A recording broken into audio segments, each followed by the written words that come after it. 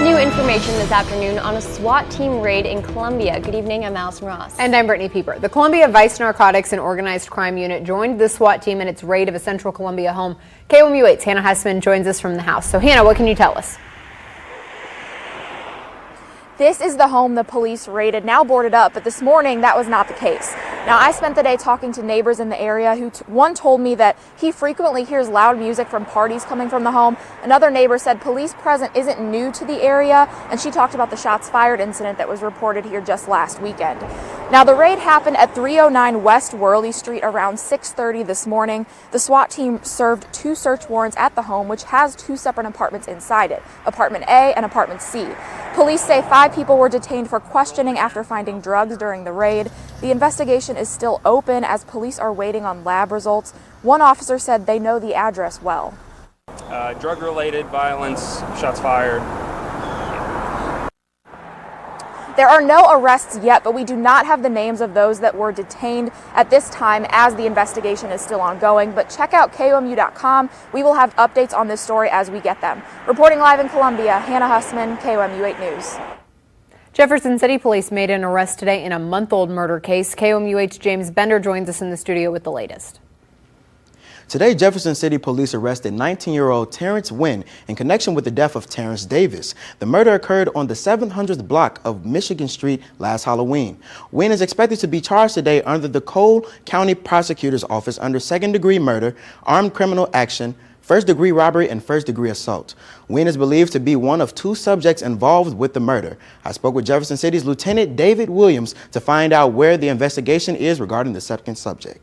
He or she has not been identified yet as the reason we left the information in the media release regarding Crime Stoppers and public assistance.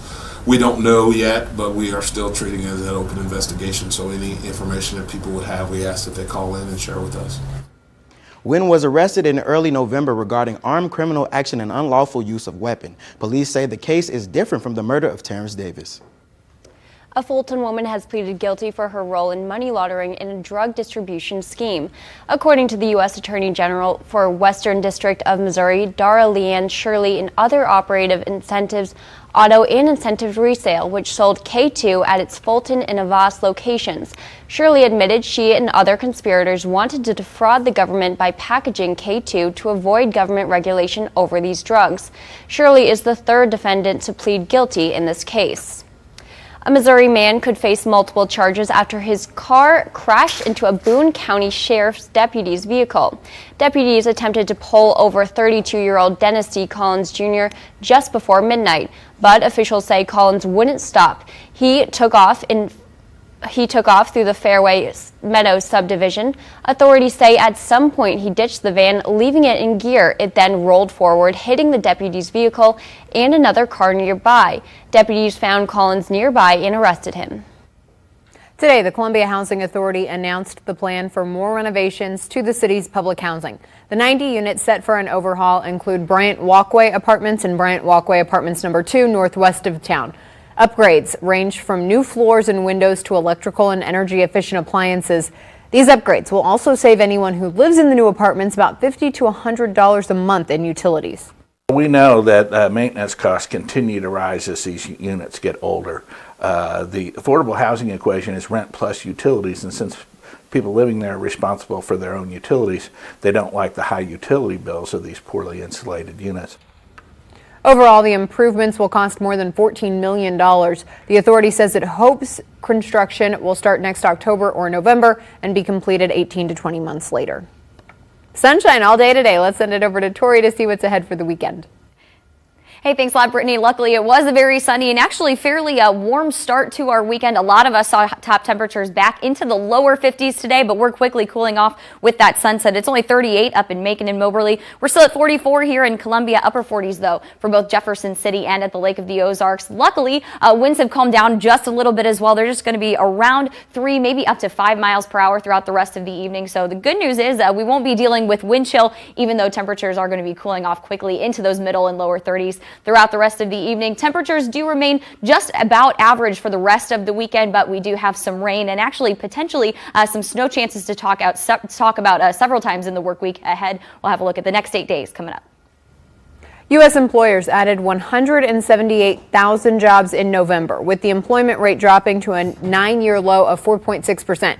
Solid job growth and low unemployment numbers indicate President-elect Trump will inherit a pretty solid economy, but the picture isn't all rosy. Fewer than 60% of adults have jobs. Some of that may be the result of retiring baby boomers, but it also means population has outpaced hiring. Right now, the jury working on Michael Slager's case is in a deadlock, and the defense has requested a mistrial.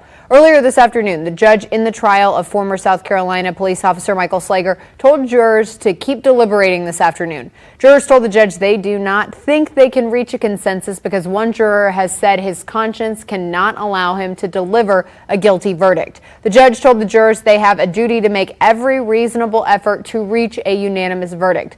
Slager is charged with murder in the shooting death of Walter Scott, an unarmed black man, after a traffic stop in North Carolina. At least 2 people are trapped inside a collapsed building in Sioux Falls, South Dakota. Officials say they are working quickly but carefully to reach the trapped victims. They fear the building could shift or further collapse as they sift through the mounds of debris. Temperature is also a concern for the victims that are trapped. It is still unknown what triggered the building to collapse, but officials say general construction work was going on at the time. We have to worry about hypothermia, her getting cold, both of them getting cold, and we have to worry about something called crush syndrome, which means that if anything has been resting on them, we can't remove any heavy weight off them if that's the case when we get to them, because that can cause problems. So we have to do everything very methodical, work with the medics on that. The building was being renovated at the time to house a drugstore scheduled to open this spring. The remains of the Bolivians killed in this week's Colombian plane crash were transported to an airbase today in the first leg of repatriation. Several hearses containing coffins wrapped in ribbons of the Bolivian national colors left a funeral home early today. The disaster Monday night killed 71 people. It appears the plane ran out of fuel, lost electrical power, and was preparing for an emergency landing as it smashed into the mountains in central Colombia. Only 6 people on board the flight survived. Is Florida in the clear? Why the governor is declaring one area Zika-free after the break. Living Windows takes downtown Columbia in about 15 minutes. Coming up, I'll tell you what's new this year. And you're looking live over Jeff City. This is KOMU 8 News, first at 5, coverage you can count on.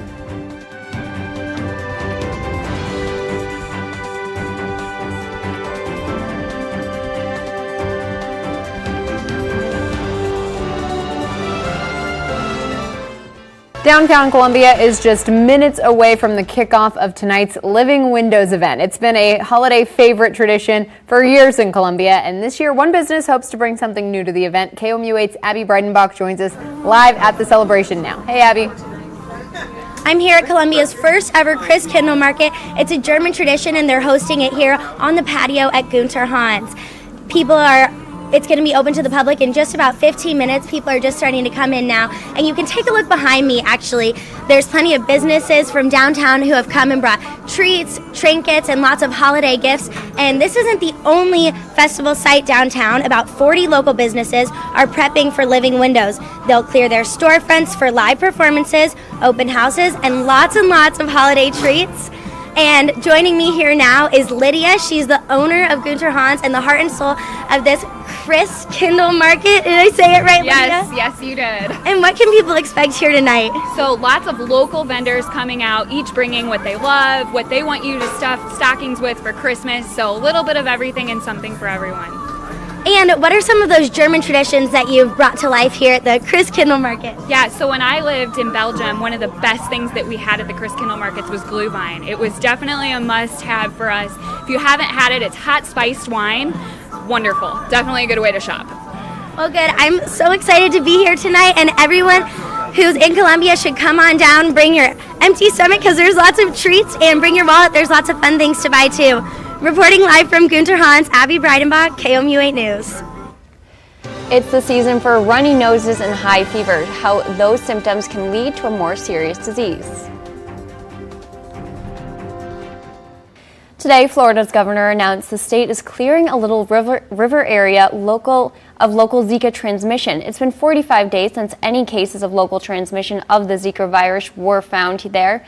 Governor Rick Scott says the state is still short on funding. Only $7 million has been provided so far to aid the reimbursement of Florida's cost of fighting the virus. He's urging residents to continue to be cautious. Cancer is America's second largest killer, but more than half of all cancer deaths could be prevented by maintaining a healthy lifestyle. The World Cancer Research Fund estimates about 1/5 of cancers in the U.S. are linked to obesity, poor nutrition, and inactivity. Experts say avoiding high-calorie food and drinks, eating more fruits and vegetables, plus limiting red meat and alcohol can reduce your risk of developing many diseases and types of cancers. Adults should also aim to get at least 150 minutes of moderate intensity or 75 minutes of vigorous exercise a week. A Western Kansas elementary school is dealing with a rash virus called fifth disease. Amanda Goulart talks about health officials about why more kids could be exposed to it. Its symptoms are similar to the common cold. There's the runny nose, the fever, a cough, a sneeze. Health officials say fifth disease is more common in children than adults, and there's one way to know if your child has it. The telltale sign is that red lacy rash on their cheeks, like somebody slapped them. That rash extends down to the arms and legs. In some cases, officials say the person can get stiff, painful joints as well. Schneider tells me the virus is spread through respiratory secretions, such as saliva or mucus. I asked, when are people most contagious? She says it's during the cold symptom phase. By the time the disease presents itself to where you can see it, they've already exposed everybody. Officials say it is likely this virus can spread to other schools, and they advise parents and children to remember to wash their hands. Don't put your hands in your mouth if they've been somewhere else, and don't share drinks, and don't share food, and don't share eating utensils, and you should be okay. In an email sent out to Jefferson parents, officials say they are disinfecting rooms as often as possible and trying to limit interactions that may spread the virus.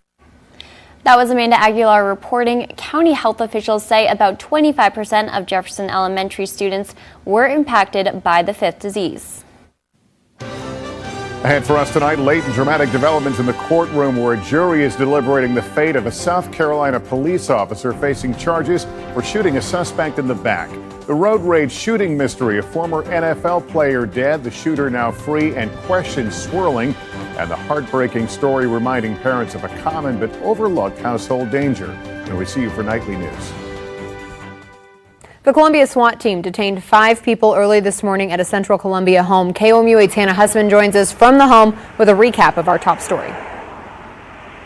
Police detained 5 people for questioning early this morning at this home on West Worley Street. Now, the CPD SWAT team, narcotics unit, and K-9 unit were all on the scene as police served 2 search warrants.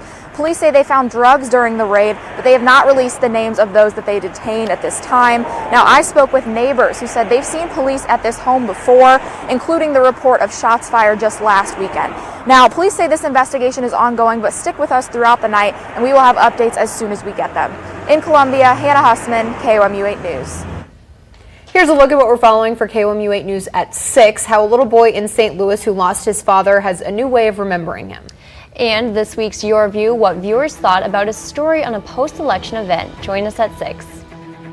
All right, and you're going to want to bundle up if you're heading out the door this evening as temperatures are going to quickly drop into the middle, eventually lower 30s. We're going to bottom out near 29 degrees. I think some of us are going to see a few peaks of sunshine early tomorrow morning, but overall a very overcast and slightly cooler afternoon tomorrow. We are back into the 40s for Saturday, Sunday, and Monday. However, slowly starting a cooling trend for all of next week, actually only topping out into the upper 20s for both Thursday and Friday. So wait, what is it right now if people are headed out to living windows? It's going to be back into the upper 30s. So okay. Chilly. Bundle up. Bring those scarves. Have a great night. Thanks for joining us.